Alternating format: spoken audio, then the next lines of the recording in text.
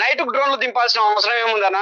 ఈ న్యూస్ ఎందుకు బయటకు వస్తలేదు? ఒక శంకర్ ఒక్కడు మాట్లాడుతుండు, ఆయనకి ఎంత మా అంటే కొంతమంది చూస్తారు, ఇంక మిగిలిన ఛానల్ పెద్ద పెద్ద ఛానల్ తొలివేలు రఘు వాళ్ళందరూ ఎందుకు చూపిస్తలేరు ఇవి?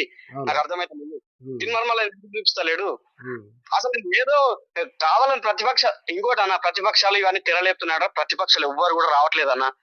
సీఎం ఉన్నాడు, ప్రతిపక్షాలు అంటున్నారు కానీ ప్రతిపక్షాలు పూర్తి స్థాయిలో ఓడిపోయి వాళ్ళు రెస్ట్ తీసుకునే పొజిషన్ భయపడుతున్నాను.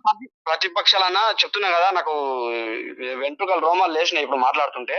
అసలుకి ప్రతిపక్షాలు ఎవరు లేరన్నా, అసలు ప్రతిపక్షం లేదు, అసలు భయపడి ఉన్నారు. అసలు ఎవరు ఏమంటారు, ఎందుకు రా ఆయన సీఎం క్యాండిడేట్, అందరు లీడర్లు చాలా మంది వాళ్ళే ఉన్నారు, ఎందుకు వాళ్ళు ఏదో చేసుకొని అన్నట్లు ఉన్నారు. అట్లాంటి పాటు వాళ్ళ మీద దొబ్బుతున్నారు. ఏం చేసిన వాళ్ళు అసలు ఏడన్నా ప్రతిపక్షాలు లేని లేదన్న ఆడ కూడంగల్ అసలుకి. ఇంకా ఇంకోటి ఏంటంటే వీళ్ళు కావాలంటే చేస్తారు కానీ అసలు ఫస్ట్ ఇది ఒక్కటే, ఈ ఫార్మా కంపెనీ ఆపేయాలి. ఎందుకంటే మా భూములు కూడా ఉన్నాయన్నా, మా భూములు ఉన్నాయి, మరి మేము ఎందుకు బయట